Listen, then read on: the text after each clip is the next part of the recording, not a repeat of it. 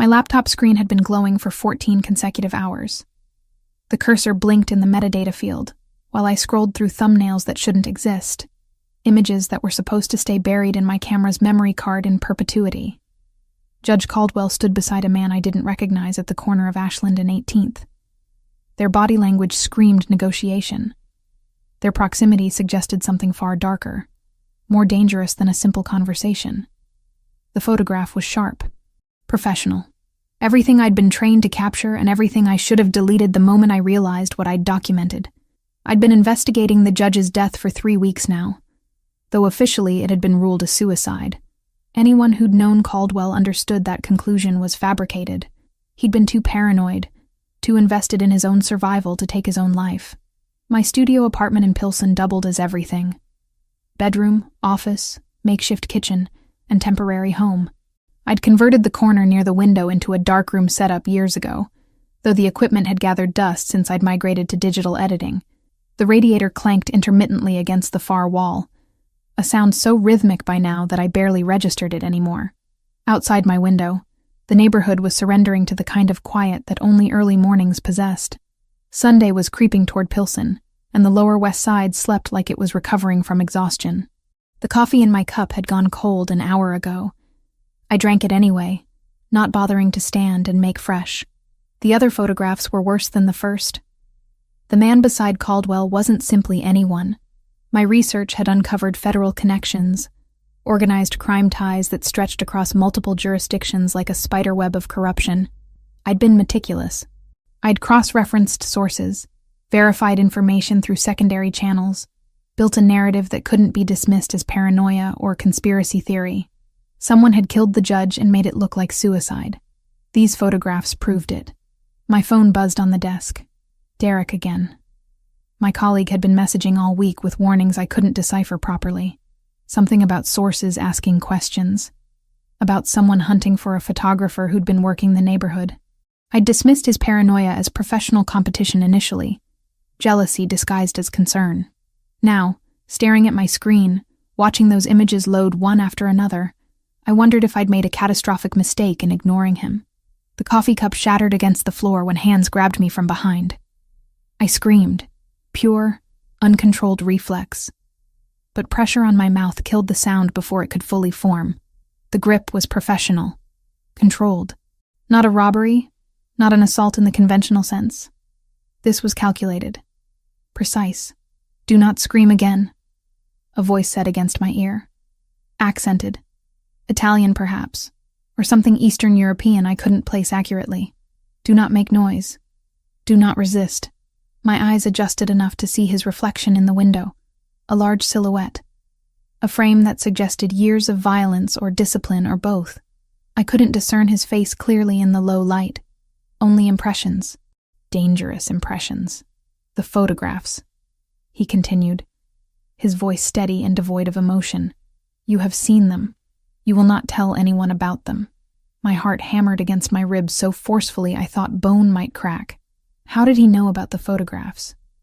How was he in my apartment? The security door downstairs hadn't functioned since October, but people found ways inside. The technician flashed the controller twice before the hammer work started, so even a clean room would only retrieve silence. He spun me around. Now I could see him properly under the apartment's limited lighting. Dark eyes that seemed to catalog everything about me simultaneously. A strong jaw with a thin scar running along the mandible like someone had sliced him open and forgotten to let him bleed out. He was maybe 35, dressed in clothes that cost more than my monthly rent combined, though I forced myself not to calculate prices. Black hair swept back from his forehead. Olive skin. Handsome in the way predators are handsome.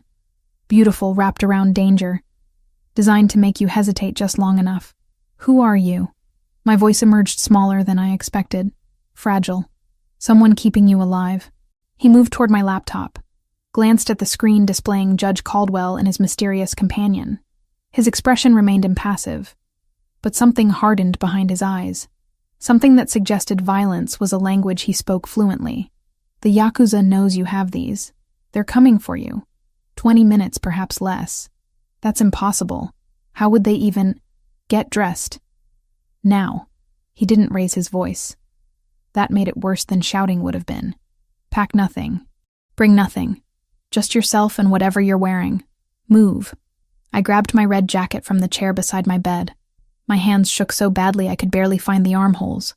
My mind spiraled through possibilities, each one more terrifying than the last. This wasn't random violence. He knew about the photographs. He knew about Yakuza involvement. The questions Derek had been asking suddenly crystallized into horrifying clarity. "Why should I trust you?" I demanded, pulling on black sneakers without bothering with socks. "Because the alternative is remaining here when they arrive. They will not be polite. They will not negotiate." He was already moving toward the door, checking the hallway through the peephole with professional efficiency. "And because I have been watching long enough to know you are too intelligent for suicide." 3 men appeared in my apartment then. I hadn't even heard them enter. They moved like they belonged here, assessing corners and windows with the efficiency of soldiers trained to identify threats and neutralize them. One of them nodded to the man who'd grabbed me. "Service stairs." He instructed them in a language I didn't understand. Then back to me, his tone brooking no argument. "Move." The hallway was empty. We descended through the back stairwell, the kind nobody used because everyone preferred the elevator despite its unreliability. My breath came in short gasps. My laptop contained everything. My files, my research, the accumulated work of 3 weeks of investigation. I was leaving it all behind. "The photographs," I said as we reached the ground level, my voice cracking. "My work. Already secured." He said it like I should have known this already. Like he'd been planning my extraction for weeks, maybe longer. "You do not touch them. You do not know where they are. This keeps you alive." The back alley opened onto 19th Street. A black car waited with its engine running, windows so darkly tinted I couldn't see inside. He pushed me toward the back door. I resisted on instinct, but his hand was already there, guiding me not unkindly but with absolute authority that didn't allow for negotiation. "Get in." The interior smelled like expensive leather and cologne, the kind that probably had an Italian name I couldn't pronounce. Another man sat in the driver's seat. He didn't acknowledge me, just pulled into traffic the moment my captor closed the door behind us. The streets of Chicago slid past the window, in a blur of neon signs and closed storefronts. I watched the neighborhoods change. Pilsen's colorful murals and cultural landmarks gave way to industrial areas, then highways, then stretches of darkness where the city eventually surrendered to the natural landscape. At some point, I realized I was crying. Silent tears down my cheeks that I didn't bother wiping away because what did it matter anymore? "What's your name?" I asked the man beside me. He was staring out the window, his profile sharp and defined against the passing streetlights. A predator at rest. Nicholas Verziani. The name meant nothing to me then. It would mean everything soon enough. "Where are we going?" "Somewhere secure, for now." The drive stretched into hours. My captor, Nicholas, didn't speak again. He answered his phone once, speaking in rapid Italian to someone on the other end. The only English words I caught were "secure" and "media" before he switched back to his native language. My hands clenched in my lap. Everything I understood about my life had inverted in less than 30 minutes. Dawn was breaking over Michigan when we turned onto a private road. The property appeared suddenly through dense trees. A modernist house with glass walls and clean lines. Nothing like I'd expected a criminal to own. Nothing about this made sense. Everything about it terrified me completely. He helped me out of the car like we were arriving at a date, his hand at the small of my back. Cameras tracked our movement with methodical precision. Security was visible but not aggressive. Men nodded as we passed, acknowledging their boss and his unusual cargo. "This is where you stay," Nicholas said, gesturing inside, "until this resolves. And if I refuse?" He looked at me with those dark eyes, and I understood without needing words that refusing wasn't really an option. The door had closed behind me the moment I climbed into that car. I was inside now. Inside his world. Inside his cage.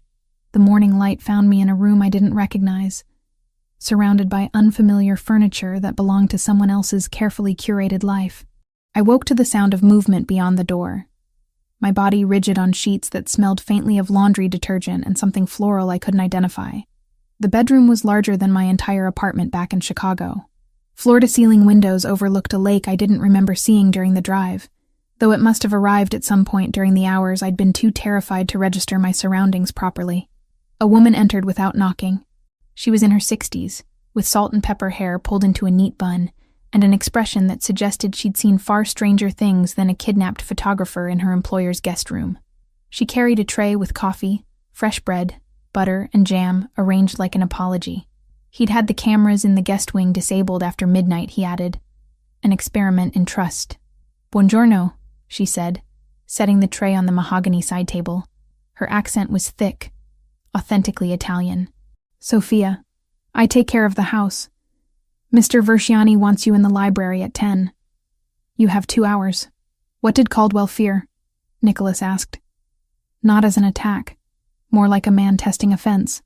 Obsolescence, I said. And whoever taught him that leverage is just the habit the powerful wear to sleep. Nicholas turned a page that he wasn't reading. You don't like judges. I don't like choreography. I set the book down. Caldwell's calendar had a pattern. Lunches at places that don't serve lunch. Notes that aren't notes. 2-letter initials that aren't initials. He met Tanaka twice in places that were loud and sweet. Bakery kitchens, delivery bays. He picked the rooms where sugar hid microphones. He was careful. Careful gets you predictable. Predictable gets you dead. Nicholas watched me the way the very alert watch the bite marks on a story. And you took pictures of the wrong meeting. The right one, I corrected. At the wrong time. He weighed that for a beat and nodded like a chess player conceding a graceful loss. We're both here because of timing. It was the first truth we shared that felt like mercy. She left before I could form a response. I sat there staring at the coffee, wondering if it was drugged, if anything in this house could be trusted. Then hunger won over paranoia, and I drank it anyway. It tasted like genuine espresso, the kind that cost money I didn't have. The library was exactly what I'd glimpsed when Nicholas first brought me inside. Floor-to-ceiling shelves on 3 walls, natural light flooding through windows that framed the Michigan landscape like paintings. But now I could see the collection properly.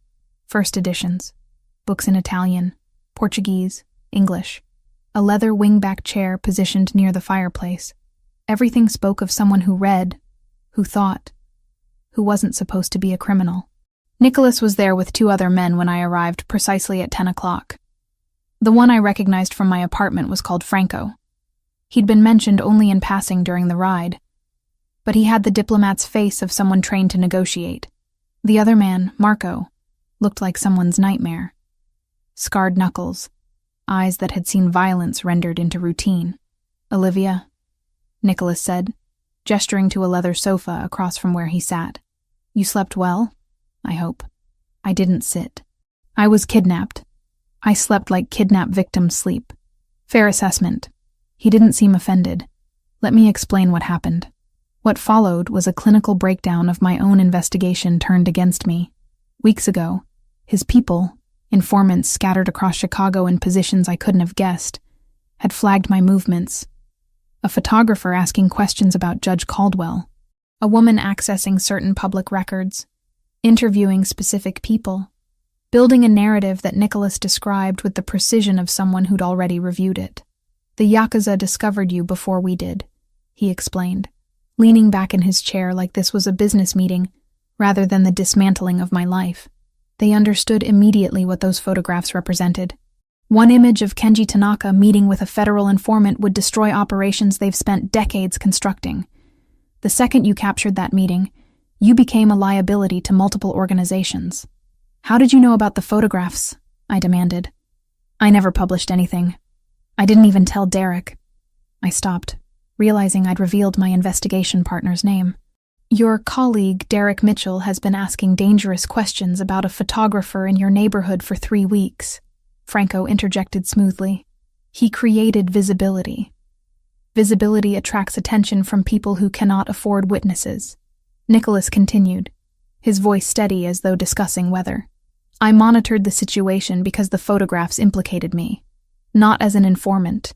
I'm too invested in remaining invisible to work with federal agencies. But my people were conducting business in that area. If your images contained evidence of my operations alongside evidence of federal cooperation, Then suddenly the FBI has leverage I cannot allow them to possess. So you kidnapped me to protect yourself, I said, the reality of it landing like a physical blow. I kidnapped you to keep you alive. There was something in his tone that suggested he believed this distinction mattered. You were 3 hours away from Yakuza operatives deciding what to do with a witness. They were coming with questions and no intention of leaving you breathing. I arrived first. He pulled a laptop from beneath the coffee table and opened it. News from Chicago filled the screen. Local headline, "Photographer missing in connection with judge investigation." My photograph stared back at me from my own investigation files, a professional headshot I'd used for freelance work. FBI statement requesting information regarding my whereabouts. "They're looking for you," Nicholas said.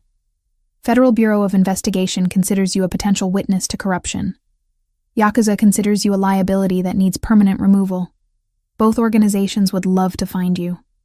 The difference is their intentions. So I'm what? Leverage for you? Insurance?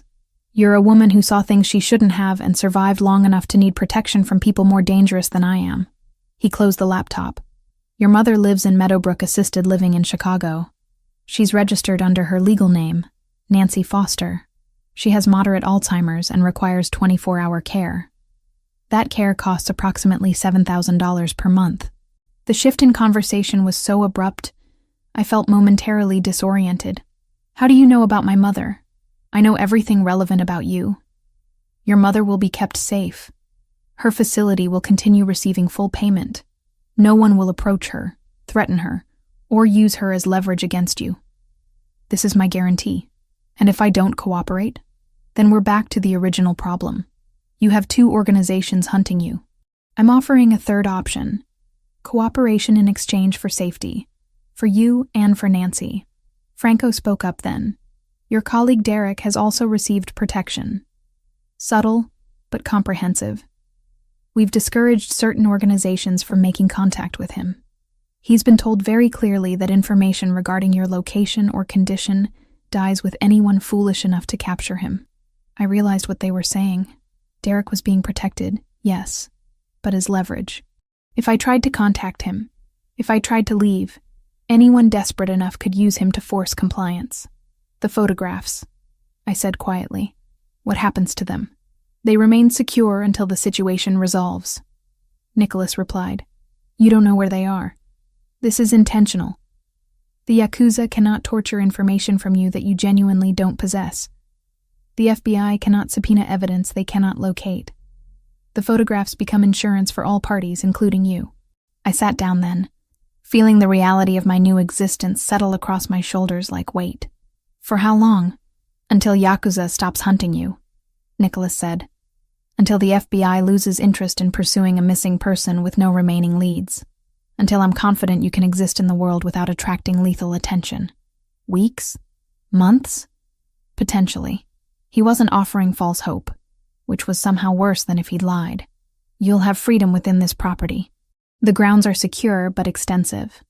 There's a library, a pool, gardens.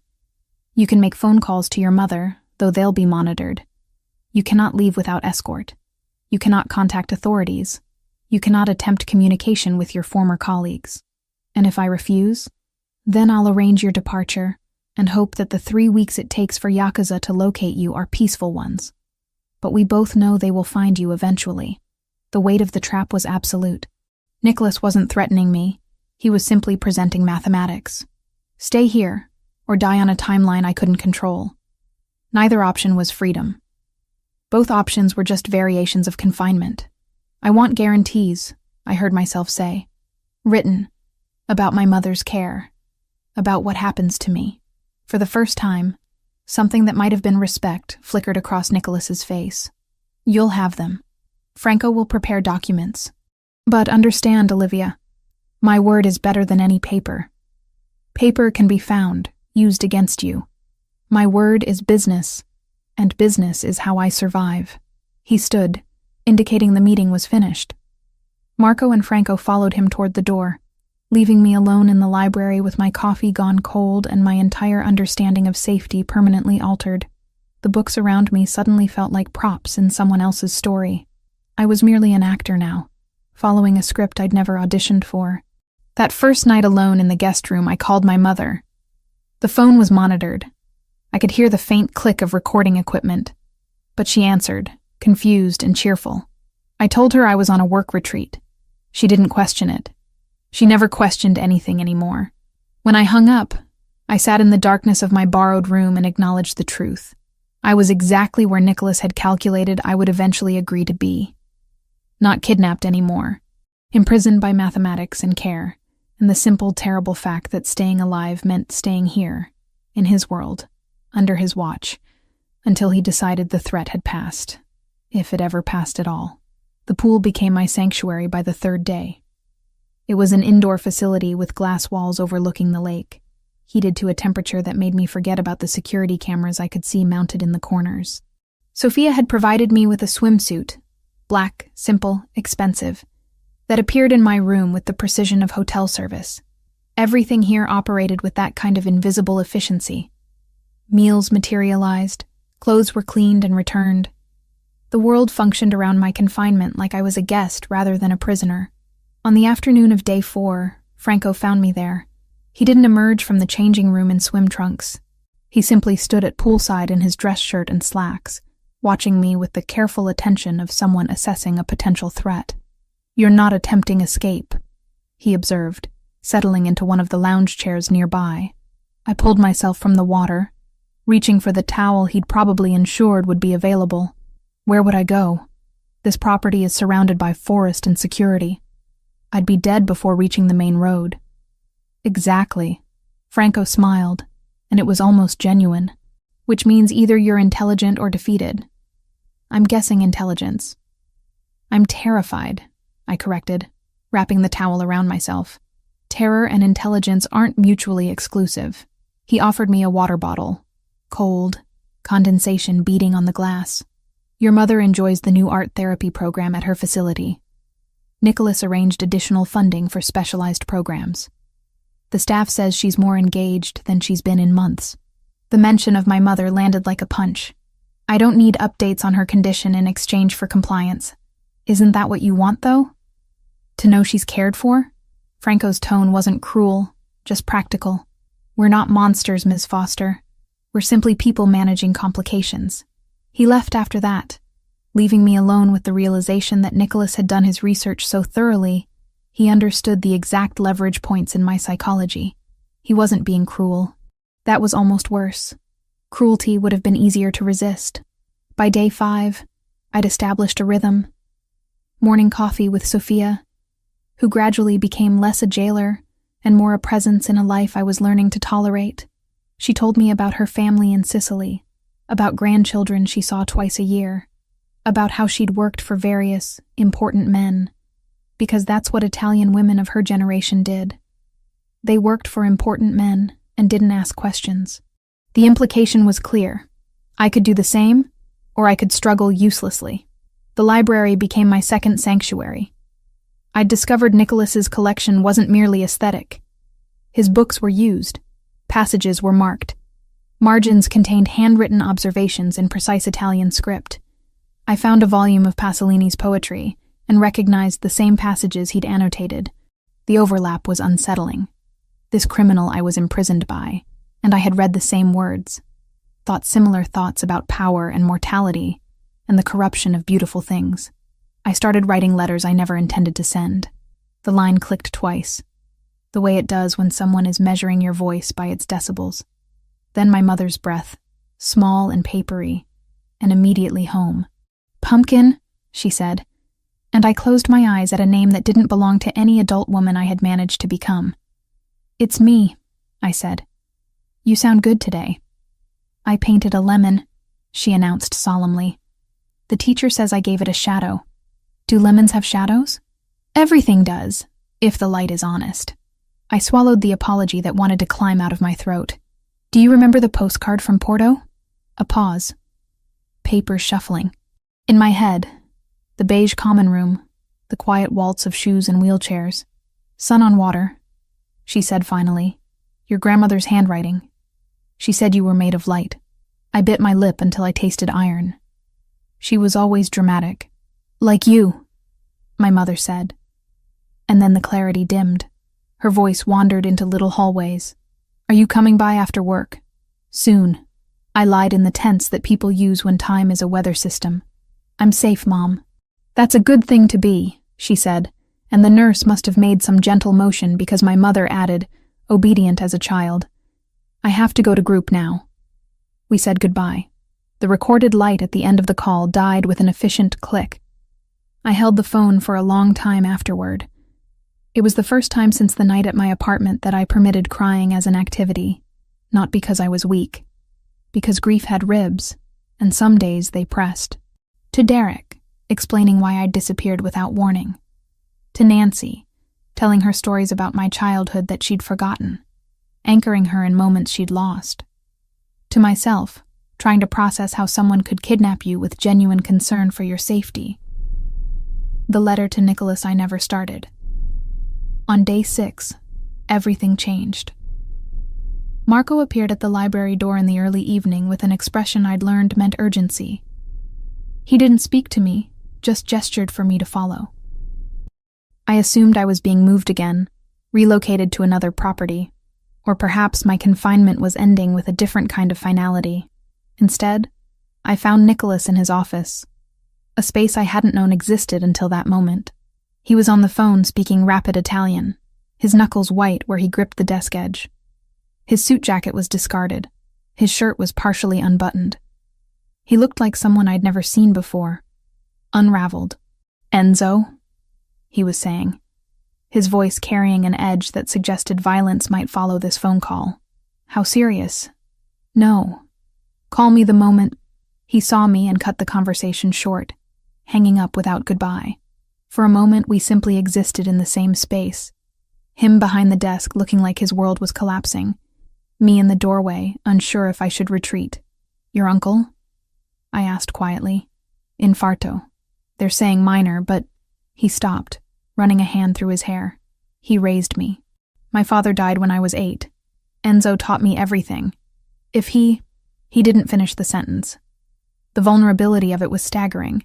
This man who'd orchestrated my kidnapping, who commanded organizations and controlled territories, was afraid of losing someone he loved. I moved into the room without permission. I sat in the leather chair across from his desk without being invited. The silence stretched between us, heavy with things neither of us could say. "He won't die," I heard myself offer. "Minor infarto means he survived the worst part. That's significant. You don't know that." "No," I agreed. "But I watched my father's health decline for years. I know what it looks like when someone is actually leaving. And I know what it looks like when they're fighting to stay. There's a difference." Nicholas looked at me then. Really looked at me, like I'd suddenly become visible to him in a way I hadn't been before. "Why are you comforting me? Because your uncle raised you. Because you love him. Because—" I paused, searching for honesty. "Because you're human. Because that matters." He stood and moved toward the fireplace, not looking at me. The room was growing dark outside the windows. Lights were coming on across the property, casting everything in geometric patterns of brightness and shadow. "I have nightmares," he said quietly. "About failing. About the organization collapsing because I made one wrong decision. About people I'm responsible for dying because I was weak. That's not weakness. That's conscience. Conscience is a luxury I can't afford." "Maybe," I offered. "But you have it anyway." He didn't respond immediately. The silence stretched until it became almost comfortable. When he finally spoke, his voice was different, stripped of the layers of authority and control. "Enzo's in the hospital in Detroit. They're running more tests. Franco will know more by morning." He glanced back at me. "I should tell you to leave, to return to your room. This isn't— you shouldn't see me like this." Franco brought tea and a ledger, and the look of a man who has kept other men alive by getting the decimals right. "You think I don't like you," he said, easing into the chair by the window. Detroit's night pressed a palm to the glass. "I don't. Liking is a liability at my age, but I respect that you haven't asked for an exit with fireworks." "I almost did," I said. "Almost is what keeps people breathing." He opened the ledger, which was not numbers tonight, but a list of names. "We keep a column," he said. "For costs we accept, not money, noise, attention. The kind of attention that invites federal questions or Tanaka's disappointment. You're expensive, but the return is unexpected. I'm not an investment, I said. Everyone is, he said, not unkind. It's just that with you, the dividend might be a smaller perimeter. Fewer bullets. Men who stop needing to prove they are wolves. He closed the ledger and stood. You don't have to like that, he added. You just have to know it. It should have repulsed me. It didn't. It made me want to take a picture of the ledger and write in the margins. Humanity in the black. Finally. Why not? Because it complicates things. What things? He turned to face me fully then, and I realized he was genuinely struggling with the answer. The things that keep me from making you disappear. The things that make you more than leverage. I stayed in that office with him until well into the night. We didn't talk anymore after that. We simply existed in the space together. Him watching his phone for updates about Enzo, me pretending to read a book I'd pulled from his shelf, both of us aware that something fundamental had shifted between captor and captive. By the next morning, Enzo was stable. The infarto had been minor. He would recover. And somewhere in the relief of that news, I understood that I was no longer simply imprisoned. I was connected now to this man's world in ways that transcended my own agency. His vulnerabilities had become mine. His fears had become comprehensible to me. I was still trapped, but I was beginning to wonder if I was only trapped by the walls, or if the trap had somehow become internal. I learned the perimeter in the language Marco trusted. Distances. Not metaphors, not reassurances, numbers. He handed me a laminated card like a hotel key that opened nothing except a map of where I could stand without triggering protocols. The red squares were no linger zones. The blue paths were permissible routes. The green dots were places where a camera angle left a blind seam for 20 seconds. Tiny, almost artistic margins of privacy if I needed to breathe without a lens. You won't use the green dots, he said. But knowing they exist is part of the math. Panic is what kills people. Panic, and pretending you don't live inside an equation. He pointed to the tree line. There's a 70-second delay from the first motion ping to boots reaching that stone path.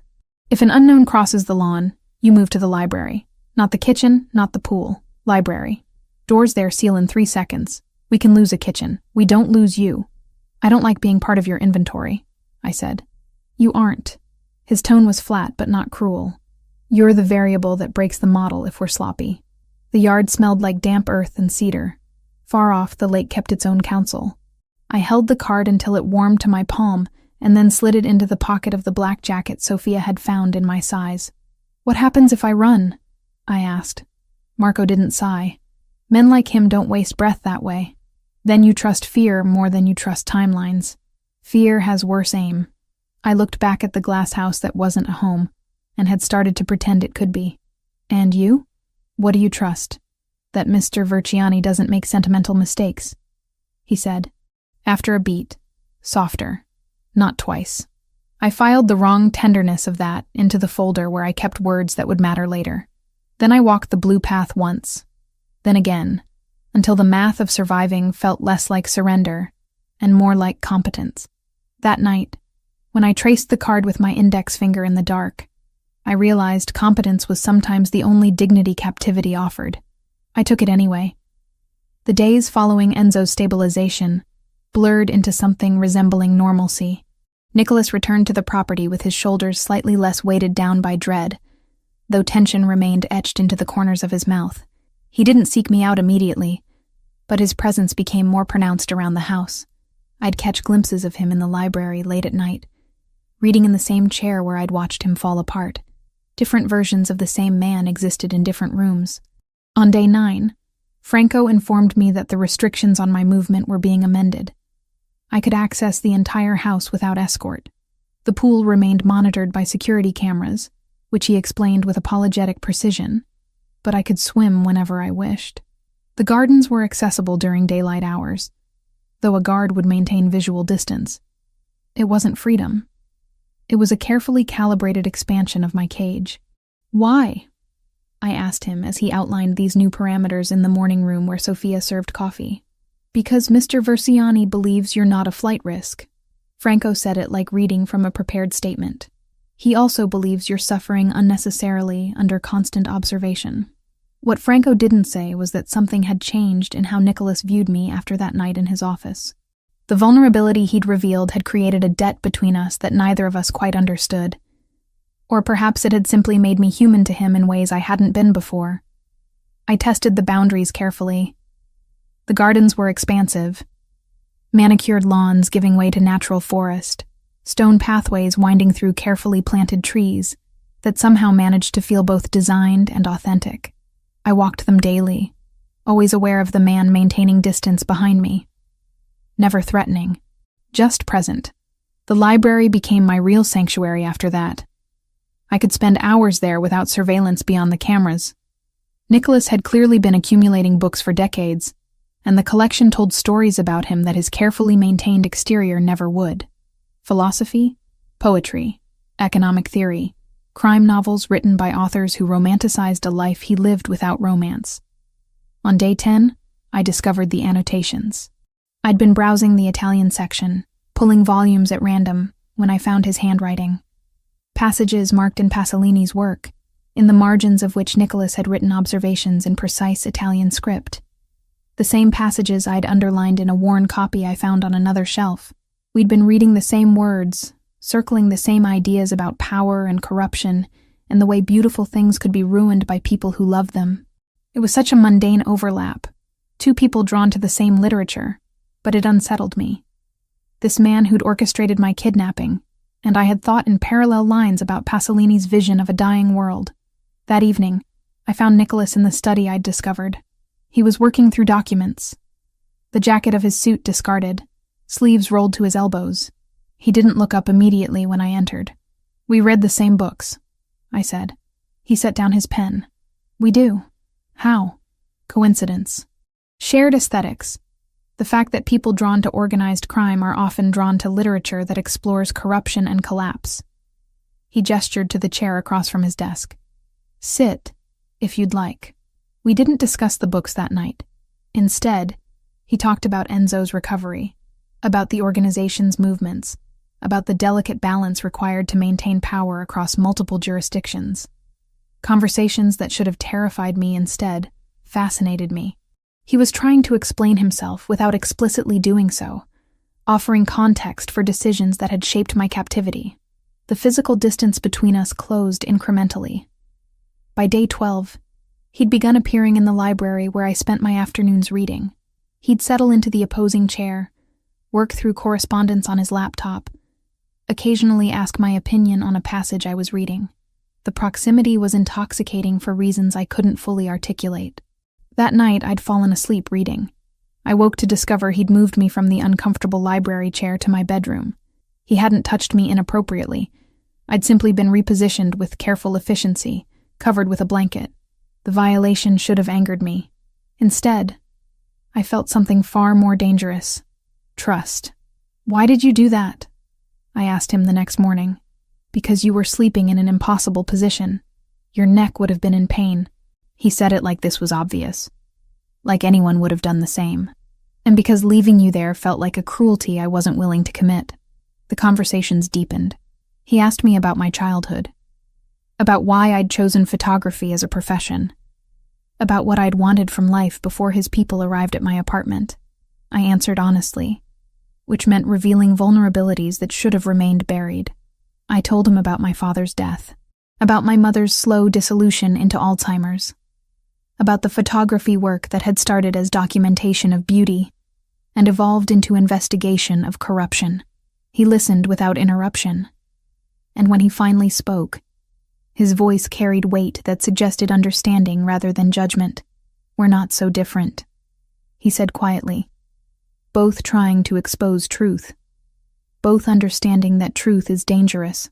I expose truth to punish corruption. You perpetuate it." Yes. He didn't argue the point. But perhaps that's simply where our moral frameworks diverged. I was born into this. You chose investigation. Neither of us had the luxury of remaining unaware. Day 14 arrived with the same steady routine I'd fallen into. Morning coffee. Library time. Afternoon walk through gardens. evening meal with Sophia, who'd begun teaching me simple Italian phrases like I was staying here permanently, like this might actually become my life. Then Marco appeared in the library doorway, with an expression I'd learned to read as something between alert and dangerous. Nicholas looked up from the documents he was reviewing, and the entire atmosphere of the room shifted. "We have a problem," Marco said in Italian, though slowly enough that I could follow. "Tanaka's people. They've found the perimeter." Nicholas's jaw tightened. He stood with fluid precision, already moving toward the door. "How long?" "Hours, maybe less. They're still positioning, but surveillance confirmed at least 4 operatives. They know someone's here." The implication was clear. The Yakuza had located the property. The safety I'd been constructing in my mind, brick by brick, had just collapsed entirely. Nicholas turned to me, and for a moment I saw all the calculations happening behind his eyes. He was measuring options, weighing consequences, deciding how to protect something he'd begun to regard as valuable. "Start the evacuation protocol," he instructed Marco. Then to me, "You have 1 hour to pack essentials. We're leaving." I stood, my legs unsteady. "Leaving where?" "Somewhere they can't follow," he said. "But we need to move now. The security of this place, this strange gilded prison where I'd somehow become attached to my captor, was evaporating." And as Marco left to coordinate the departure, Nicholas looked at me with an expression that suggested he understood exactly what I was losing, because he was losing it too. Whatever strange connection had formed between us over these 2 weeks was about to be tested by chaos and violence and the unforgiving mathematics of organized crime. Marco drove with the kind of controlled aggression that suggested years of experience transporting people who couldn't afford to be found. I sat in the back seat watching Michigan dissolve behind us. The property I'd somehow begun to think of as sanctuary, disappearing into forest and darkness. 3 hours to Detroit, he'd said.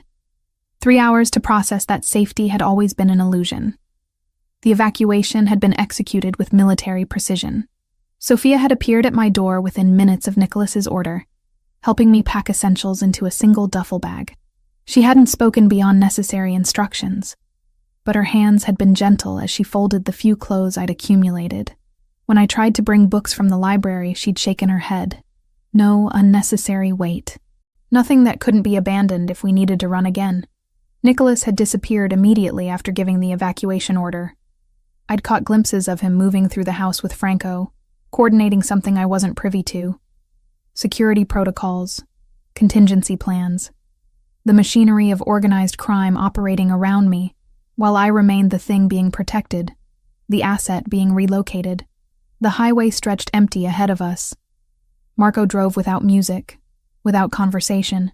In the rearview mirror, I could see his eyes constantly scanning the road behind us, checking for vehicles that maintained too consistent a distance.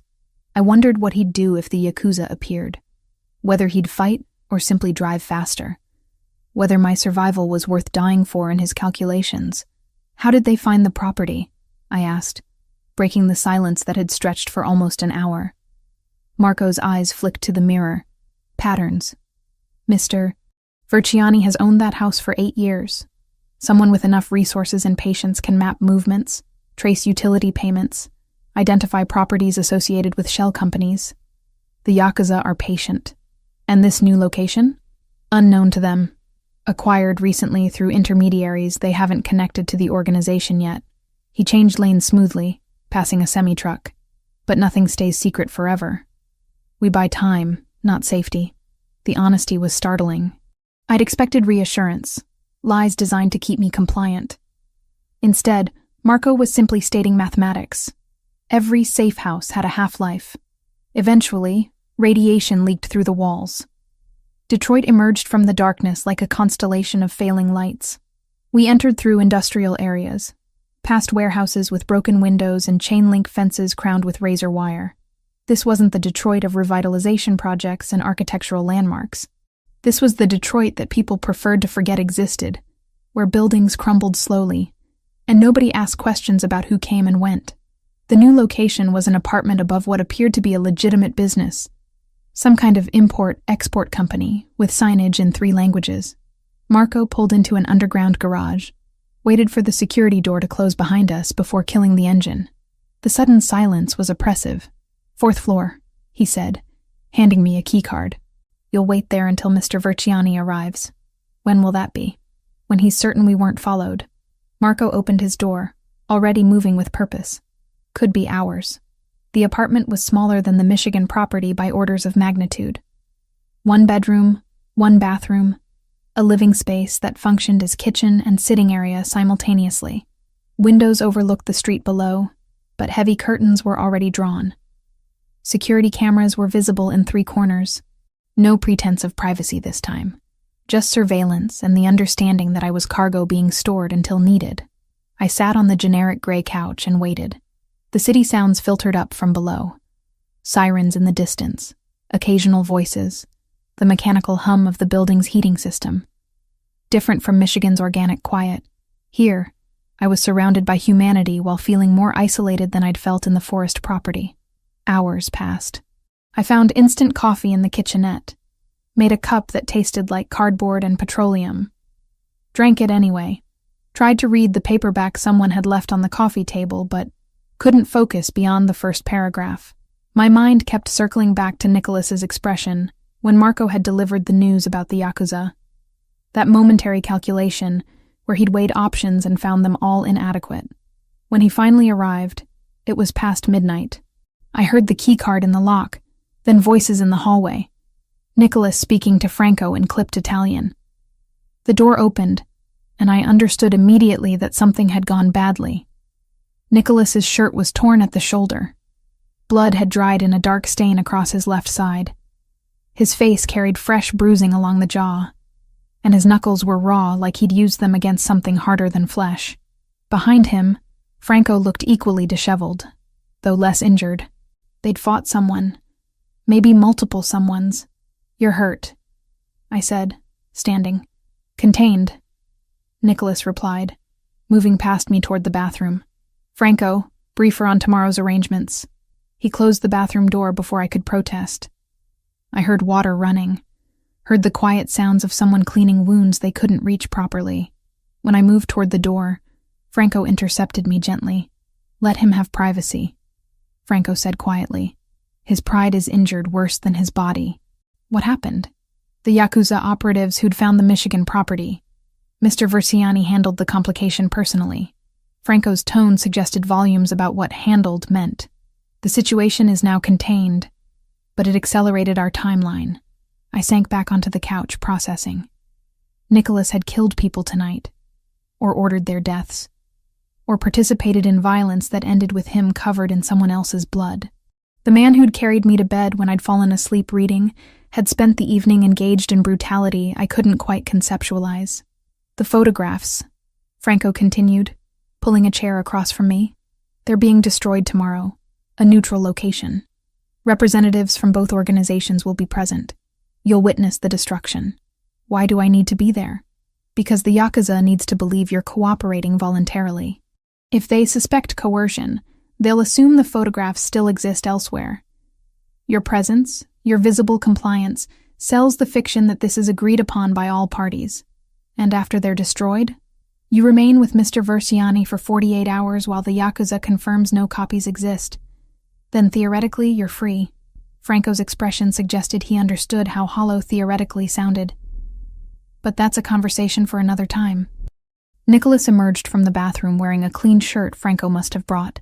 The blood was gone, but exhaustion had settled into the lines around his eyes. He'd aged a decade in the hours since I'd last seen him. You should sleep, he said, not quite meeting my gaze. Tomorrow will be demanding. Before tomorrow, I said. I want terms. Nicholas was halfway to the window, the old instinct that makes men check glass before they check themselves. He turned back. I hated that the look on his face was not annoyance, but attention. Not leverage, I added. Language. Say it, he said. I won't be punished for common sense, I said.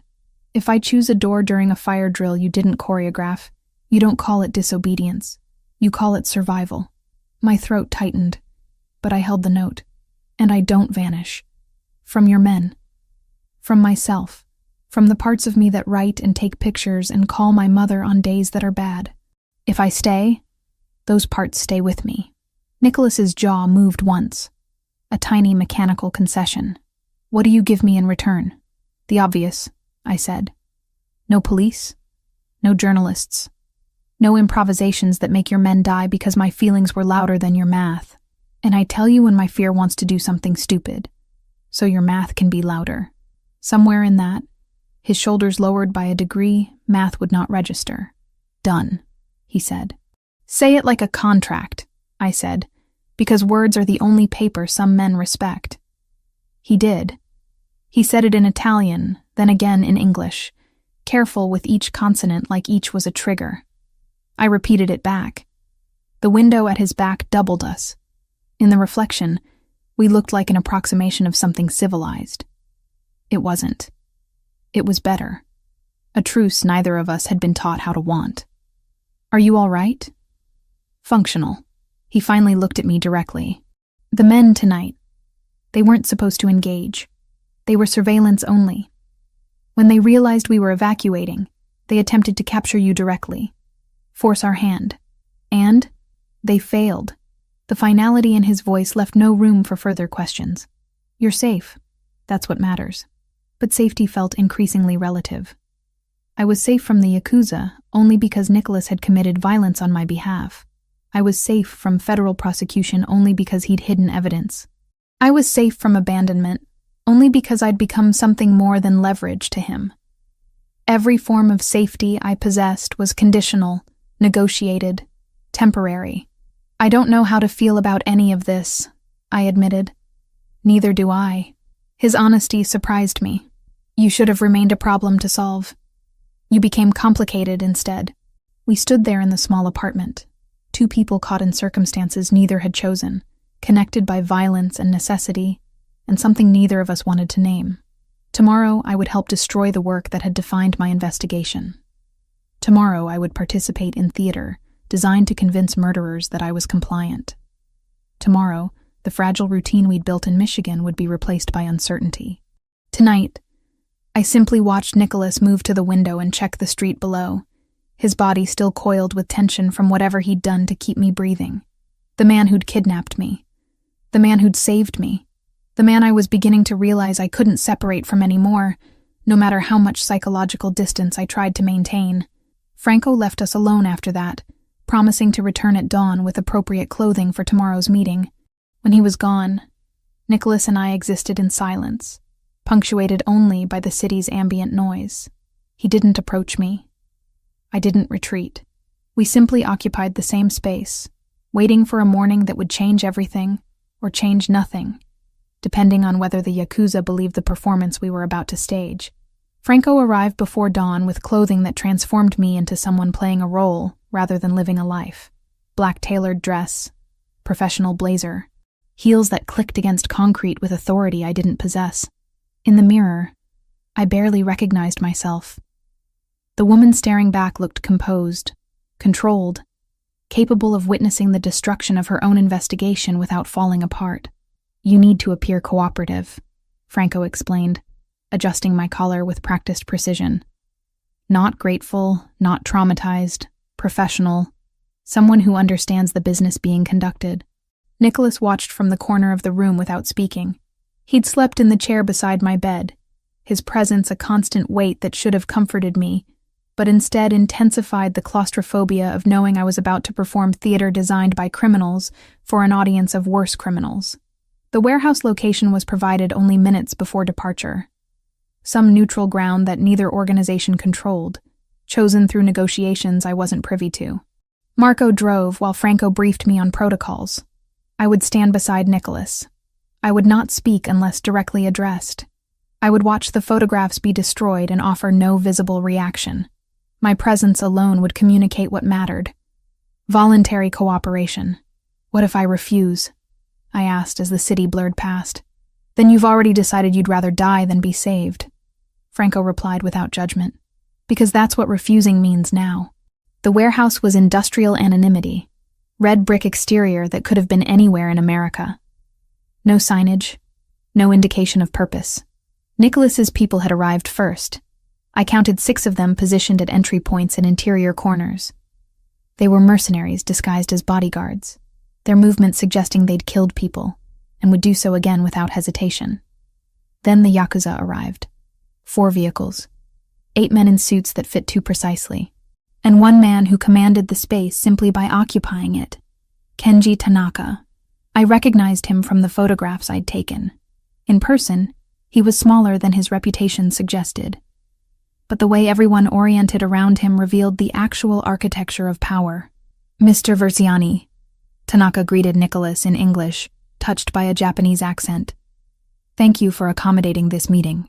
Miss Foster was an unfortunate complication for both organizations, Nicholas replied, his own accent becoming more pronounced, a marker of his Italian heritage emerging under pressure. I'm suggesting we resolve it together. Tanaka's eyes found me.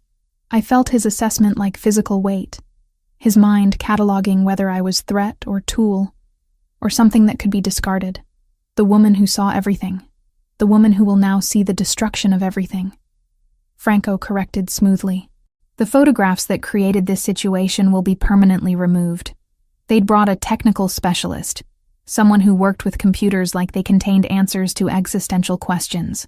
He set up equipment in the center of the warehouse while both organizations maintained distance like predators establishing territory. The photographs appeared on a monitor suspended from portable stands. Images I'd captured.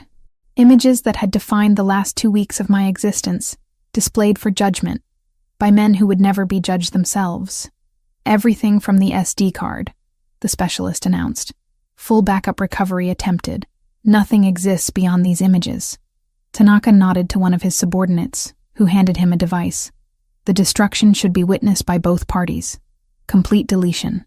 What followed was choreography executed with precision. Files were selected.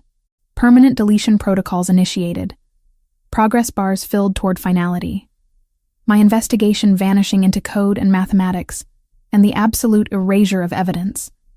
Each photograph I'd risked everything to capture, each moment I'd documented, reduced to null values and empty sectors on a hard drive that was then physically destroyed. They brought a hammer. The specialist's hands shook as he smashed the hard drive into fragments. Tanaka watched with the expression of someone closing a book they'd already read. When the last piece had been destroyed, he turned to Nicholas. The girl walks free after 48 hours of verification, Tanaka said. If she's found speaking to authorities, the agreement becomes void. Understood, Nicholas replied. And Versiani... Tanaka stepped closer to Nicholas. If she attempts to reconstruct those images through any backup or recovery method, I personally ensure both you and she experience consequences that make this entire situation seem merciful. She understands the parameters. Tanaka glanced at me. Do you, Ms. Foster, do you understand that your freedom is conditional on absolute silence? That speaking to journalists, police, or federal agencies means immediate execution? That the only path to continued breathing is complete erasure of this entire situation from your mind? I wanted to resist.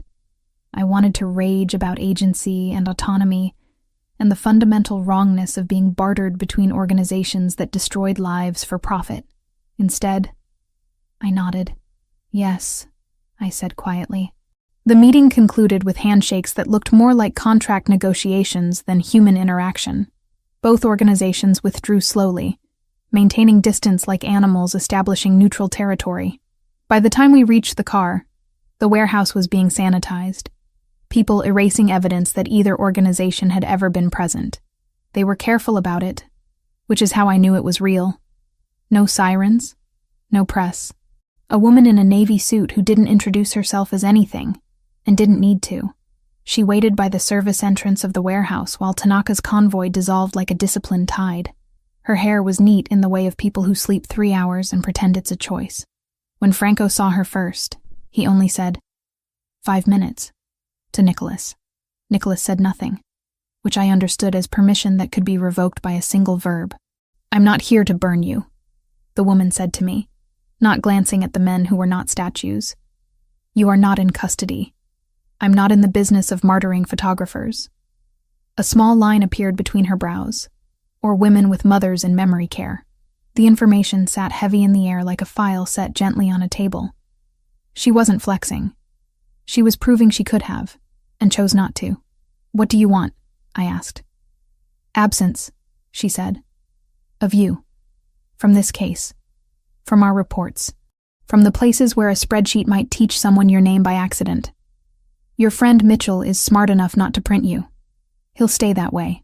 She let that hang, then added, I'm not asking you to trust me. I'm asking you to believe I prefer some truths without corpses. She gave me a card with nothing on it. Blank ivory. Show this at the airport, she said. And then to Nicholas without meeting his eyes. Don't make me chase her. We won't, Nicholas said. The woman left like math leaving a room, quietly, with the dignity of numbers that don't need applause. It was the only time the FBI felt like a wall and not a blade. During the drive back to the Detroit apartment, nobody spoke. Franco remained in the front seat, while Nicholas and I occupied the back in perfect silence. I kept seeing the photographs being destroyed. Not with sadness, I'd already grieved them, but with a strange sense of completion. That chapter had ended. A different one was opening, though I couldn't yet see its margins. Back at the apartment, Franco delivered documents while Nicholas showered away the physical residue of the meeting. A new passport identifying me as Olivia Wells, born in Boston. $30,000 in cash arranged in neat bundles. A plane ticket to London dated for 24 hours later. Everything required to become someone else. These are your exit requirements, Franco explained, laying everything on the coffee table like evidence for a crime I was about to commit. You'll have a secure departure window. Nobody will interfere with your departure. You disappear into the world, start fresh, never mention any of this. And if I don't use them? Then you stay with Mr. Versiani indefinitely. You remain in this life. Franco's tone suggested he already knew which option terrified me more, though that complicates things significantly. The Yakuza would assume your leverage he's keeping, which would make you both targets. He left me alone with the documents and the mathematics of survival. Freedom was technically available. I could leave tomorrow, become Olivia Wells, disappear into whatever life existed for people with fake identities and blood on their hands through association. Nicholas emerged from the shower wearing simple clothes, jeans and a gray shirt. He saw the documents, saw the plane ticket to London, saw everything I'd been offered. His expression betrayed nothing. But I understood what the absence of expression meant. He'd prepared this exit, knowing I might use it. Knowing I should use it. You should go, he said quietly. Should? Would be logical. Would be safe. Would be merciful to yourself. He sat across from me, leaving distance between us that felt like an ocean. You have freedom now. The photographs are destroyed. The Yakuza has agreed not to hunt you. You could actually become Olivia Wells and live a life untethered from organized crime. Could I? Yes. I looked at the ticket. London was real. The life it promised was quantifiable. I could walk away from this man, from his world, from the complicated feelings that had developed in the forced intimacy of confinement. I could be free. I don't want to, I heard myself say. Nicholas's entire body went still. Olivia, I know I should. I know it's insane. But I can't look at you and pretend that the past 2 weeks meant nothing. I can't pretend I don't understand you. That I haven't seen you vulnerable and terrified and human beneath the authority and the violence. Understanding me is dangerous. I'm already dangerous to you. I'm already compromised. And you're already... I paused, searching for words that could contain what I felt. You're already everything I can't leave behind anymore. He moved toward me then, closing the distance I'd been maintaining. His hand found my face with unexpected tenderness. This life will destroy you eventually. Maybe. But at least I'll be destroyed with someone who kept me breathing. I met his gaze directly. That has to count for something.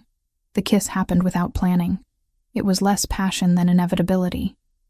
Two people who'd been circling each other for weeks, finally acknowledging that resistance was exhaustion neither could afford. When we finally separated, I still held the plane ticket, but it had become just paper instead of possibility. 48 hours until the Yakuza completes their verification, Nicholas said. After that, you'll be officially safe with me. I set the ticket on the table beside the passport and the money. Choices I was refusing to make because I'd already made the more important one. Then we have 48 hours to figure out what happens next. The morning light filtering through the apartment windows felt like a countdown. 48 hours had passed. The Yakuza's verification was complete. I was officially safe. I held the London plane ticket between my fingers, watching sunlight transform the paper into something ephemeral, something that might dissolve if I looked away too long. Nicholas slept in the bedroom, exhaustion finally claiming him after days of orchestrating logistics, negotiating terms, ensuring my safety existed in measurable forms. I'd woken early with the clarity that comes only when facing impossible decisions. The ticket represented freedom. The apartment represented captivity dressed as choice. Both options were equally terrifying. Franco had left updated documents on the kitchen counter. New passport, fresh currency, instructions for international wire transfers that would ensure financial independence. Everything meticulously prepared for my departure. Everything designed to facilitate my disappearance from this life. From Nicholas. From myself, perhaps. I packed methodically, separating what belonged to my old identity from what I'd accumulated in this strange new existence. The red jacket, several books from his collection that I'd borrowed and never returned. Photographs Sophia had given me, candid shots of the Michigan property, moments I hadn't realized she was documenting. I placed them all in the duffel bag that had carried me from Chicago to Michigan to Detroit, the bag of transitions. By 9 a.m, I'd arranged everything. Called a car service. Confirmed the flight. Written a letter to Nicholas that I couldn't bring myself to finish, let alone leave. The words felt insufficient against what he'd offered, what he'd risked, what we'd constructed together in those weeks. Marco arrived to drive me without being asked. He seemed to understand that this was protocol, that Nicholas had probably instructed him to facilitate my departure regardless of his own preferences. We didn't speak during the journey to the airport. The city passed in blurs of architecture and ordinary life. People walking to jobs, catching buses, living existences untethered from criminal organizations and impossible choices.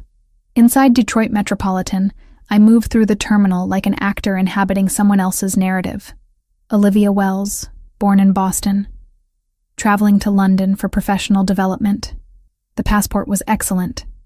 The story was plausible. Nothing about me suggested I was abandoning the only person who'd ever seen me completely. Security line, carry-on inspection, all normal procedures for normal people making normal flights. I followed the flow of travelers toward the gate area, pulled toward my seat assignment and my new life, with the momentum of inevitability. But at the gate, sitting among families and business travelers and students embarking on semester abroad programs, I opened the duffel bag to retrieve my phone for flight mode. That's when I found it. A mochila within the bag, sealed in clear plastic. Inside were things that shouldn't have traveled with me. Things I'd never packed.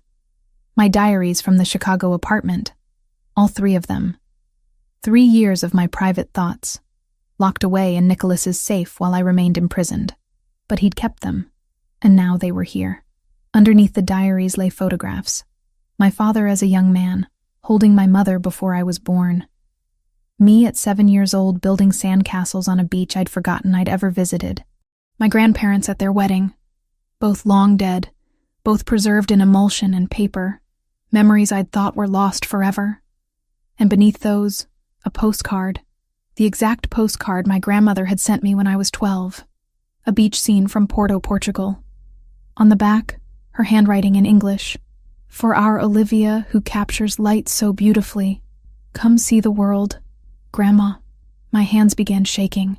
These were artifacts of myself that had no place in a criminal's safe house. These were intimate pieces that shouldn't have been preserved, analyzed, studied by someone orchestrating my kidnapping. Yet, here they were. Nicholas had kept them. He'd protected them. He'd curated them like treasures. The boarding announcement echoed through the terminal. First-class passengers were invited to board. I stood without conscious decision, moving toward the gate with my boarding pass extended. The flight attendant scanned it. She smiled. She gestured me forward. I couldn't move. My body had separated from my will. Around me, travelers flowed toward the jetway. The attendant looked up questioningly. "I'm sorry," I heard myself say. "I need to reschedule." The logistics of canceling a flight were surprisingly simple. The airline processed the refund. The gate agent issued a new ticket valid for future travel. I walked back through the terminal carrying luggage I'd repacked, and a decision I couldn't fully articulate. Franco was still waiting in the arrivals area, checking his phone with the patience of someone who'd anticipated exactly this outcome. When he saw me emerge from the security area, he didn't smile or offer congratulations. He simply nodded and gestured toward the parking structure. "Mr. Versiani will be pleased," he said as I climbed into the car. "Don't tell him. Not yet." The drive back to Detroit was quieter than the drive to the airport. I held the mochila in my lap, understanding that its contents represented something I couldn't quantify or rationalize. Nicholas had violated my privacy completely. He'd preserved pieces of my soul without permission. He'd demonstrated the absolute depth of his obsession with understanding me. It should have terrified me. Instead, I felt seen in ways I'd never experienced before. The apartment was silent when we arrived. Franco left without comment, discretion his specialty. I found Nicholas in the bedroom, awake now, watching the window with the expression of someone counting down hours until a departure they'd already accepted. "The flight," he said without looking at me. I came back. His entire body went still. Vertebra by vertebra, his spine straightened. He turned to face me completely. "Why?" I opened the mochila. Showed him the diaries, the photographs, the postcard. "Because you kept these. Because you preserved pieces of me that I'd thought were destroyed. Because violating my privacy so completely somehow became the most honest thing anyone's ever done. Olivia, I'm not staying because I'm trapped," I continued. "I'm not staying because I lack alternatives. I'm staying because you've already seen everything I am, and you haven't destroyed it. You've protected it. That's terrifying and impossible and completely insane. But it's also the only thing that matters." He moved toward me like crossing an ocean. His hands found my face with that same careful tenderness he'd shown only in private moments. "If you stay, things will be complicated. They already are. You could die. I could have died in Chicago. At least here I'll have died understood." I met his gaze directly. "I'm staying because staying with you is the only choice that feels honest anymore." His kiss held all the words neither of us could speak. When we separated, something fundamental had shifted. Not resolution, but acceptance. A recognition that some prisons are indistinguishable from sanctuaries, that love might exist in the margins between confinement and liberation. "We need new arrangements," I said quietly. "I won't be kept. I won't be monitored constantly. I need space and autonomy and the ability to make my own decisions, within parameters for safety. Within parameters we negotiate together." I set the mochila down. "I'm choosing this, but the choice only matters if it's truly mine." He nodded slowly, understanding that everything had changed between us. Not romantically simplified into resolution, but transformed into something more genuine. A partnership forged in violence and desperation, and the strange alchemy of two people who'd started as captor and prisoner and become something neither of us had names for anymore. 3 months after I returned to Detroit, we moved back to Michigan. Not to the same property. Nicholas had sold that years ago, apparently, kept it only for business purposes. Instead, we acquired a different house 2 hours north, closer to Grayling. This one was smaller, less architectural statement, more actual home. Floor-to-ceiling windows overlooked the lake, but the design felt lived in rather than curated. Sophia came with us. Sophia decided that the kitchen would be the only room where certain nouns were forbidden. Yakuza, bureau, blood. The words could live in the study, the library, the car, the woods. Not where dough rose and coffee forgave. She rapped my knuckles with a wooden spoon the first time I said surveillance, while zesting a lemon. "Basta," she said. "Here, we say zest. We say simmer. We say taste and see." "And what does Nicholas say?" I asked. "That he will try," she said. And it was the softest indictment I had ever heard. We braided bread, and she taught me the trick for not being too rough with dough that looks like it wants punishment. When Nicholas came in later and kissed my neck in a way that would have made teenage me leave the room, Sophia made a face like a mother who permits happiness in supervised doses. "Eat," she commanded him, sliding a bowl across the counter. And don't talk like men with teeth. He obeyed. In the kitchen, even wolves can be polite. She'd somehow transitioned from housekeeping to something closer to family, offering her particular brand of gentle Italian directness. She taught me recipes her grandmother had taught her.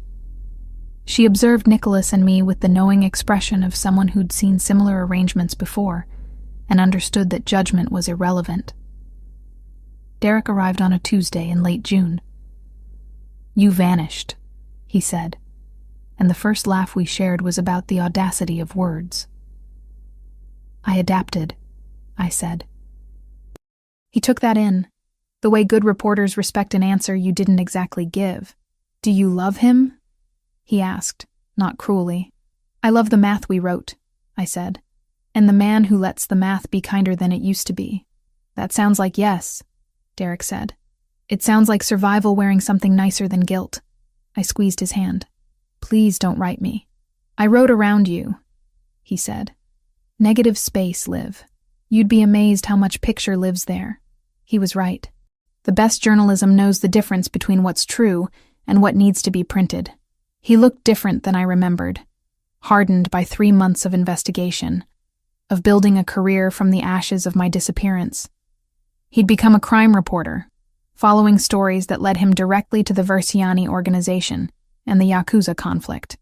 When I'd suggested he might be putting himself in danger, Nicholas had simply arranged for his protection. Not imprisonment, just careful oversight. Derek lived freely in Chicago, but he lived with the knowledge that powerful people were watching him. "You look good," Derek said, embracing me with the awkwardness of someone who'd known me before all this. "Happy, even. That's disturbing." "I'm not happy exactly," I corrected. "I'm adapted." He spent the afternoon with Nicholas, an encounter I'd dreaded. But Nicholas treated him with the respect due someone who'd once been my world. They discussed journalism, corruption, the intersection of truth and power. By evening, Derek was asking if he could return occasionally. By the next morning, he'd become something like trusted. My mother visited in early August.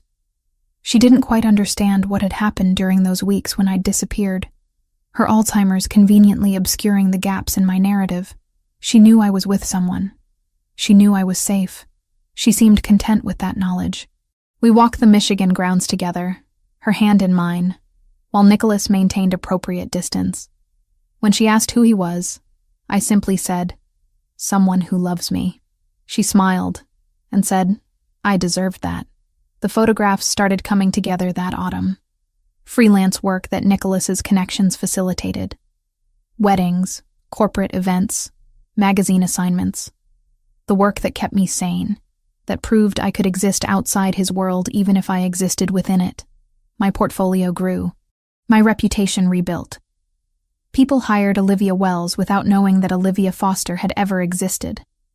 Franco appeared monthly with financial reports. The organization was expanding into legitimate enterprises. Nicholas was diversifying, investing in real estate development, art galleries, restaurants. The criminal infrastructure was always there, but now it was balanced with legitimate business that served as both cover and genuine investment. I asked him once why he was changing operational strategy. "Because you're here," he said simply. "Because I want there to be a future that isn't just survival and violence." In October, Enzo's death became real in ways it hadn't been in the abstract. I watched Nicholas grieve privately, saw the weight of responsibility settle more heavily on his shoulders. His uncle had been buffer between Nicholas and the full weight of command. Now there was no buffer. I held him through a night where he didn't speak, where grief rendered him silent and human and terribly vulnerable.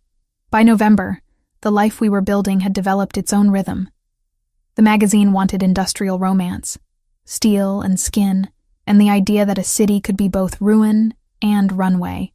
I said yes because the brief didn't ask for courage, only light. We shot in a foundry that paid its people and washed its hands. I told the models to look like they remembered their father's hands on their shoulders when the world was noisy. They did. The editor emailed at midnight. "We didn't know ghosts could sell denim." I laughed for the first time in a week without sounding like a woman negotiating for breath. I texted the nurse to ask if my mother had painted lemons again.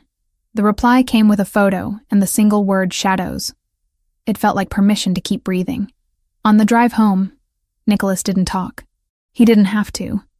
He looked at the proofs and said quietly, "You make the broken look honest." He put the phone face down and added, "That's the only beauty I trust." I reached for his hand and didn't let go at the stoplight. Love is sometimes just not letting go at the red. Morning coffee on the terrace. Work in my studio. A converted room that overlooked the lake. Afternoon walks through the property. Evenings where Nicholas addressed business while I photographed or read. Physical intimacy that had become tender and genuine, rather than desperate. Conversations that ranged from philosophy to operational strategy, to the mundane details of someone learning to love within extraordinary circumstances. The negotiated parameters we'd established held firm. Nicholas's men maintained perimeter security, but I could leave the property with notice. My communications were monitored less intrusively now. My autonomy existed within defined boundaries that I'd helped establish. It wasn't perfect freedom, but it was honest trade. Safety and connection, in exchange for accepting that my love was bound to someone who operated in territories most people didn't acknowledge existed. One evening in December, Nicholas found me in the library reading. We'd both gravitated there over the months. It had become our shared space. "Derek called," he said, settling into the chair across from mine. "He's publishing an article about federal corruption related to organized crime. He's being very careful not to implicate anyone specifically, but the implications are clear. Will it cause problems? It'll create noise, attention from authorities. It'll complicate certain operations." He paused. "But it's good journalism. It's truth." I told him to publish it. I set down my book. "Why would you say that?" "Because you taught me that exposing corruption matters. Because Derek matters to you, which means his work matters." Nicholas leaned back, watching me. "Because sometimes the line between the world I inhabit and the world you came from isn't as absolute as we pretend." That night, we lay in bed watching moonlight pattern across the ceiling. I thought about the girl who'd been editing photographs in a Chicago apartment 3 months ago. That version of me would never have recognized this one. That version had believed in clear moral lines. This version understood that moral lines were negotiable. "Do you regret it?" Nicholas asked into the darkness. "Staying with me? Every day," I replied honestly. "And not at all." "That's paradoxical." "Yes." He found my hand in the darkness. "I'll never let you go." "I know. Does that bother you?" "Sometimes," I admitted, "but less than it used to, because I'm not sure I want to be let go anymore." The year ended with snow covering the Michigan landscape. Derek published his article to significant attention. Nancy had a good month cognitively. Sophia made lasagna that tasted like Italy. And I existed in the margin between the woman I'd been and the woman I was becoming. This wasn't redemption. It wasn't resolution. It was simply the ongoing negotiation of two people who'd started as captor and captive and become something more complicated. Nicholas never stopped being dangerous. I never stopped understanding the cost of my choice. But we chose each other anyway, day after day, within parameters we'd established together. As spring approached, I wondered what the next chapter would require, whether the Yakuza peace would hold, whether federal investigations would eventually complicate our arrangement, whether Derek's journalism would create exposure we couldn't navigate. But those were questions for future seasons. For now, I sat beside Nicholas in the library and existed in the impossible space we'd created. Not happy. Not free in conventional ways. But present. Witnessed. Loved by someone who'd literally broken into my life to save it, and who understood that salvation and captivity weren't always distinct concepts. The lake outside the windows reflected moonlight, like mirrored truth. Neither of us had chosen the circumstances that brought us together, but we'd both chosen what came after. And that choice, renewed each morning, had become the only freedom that mattered anymore.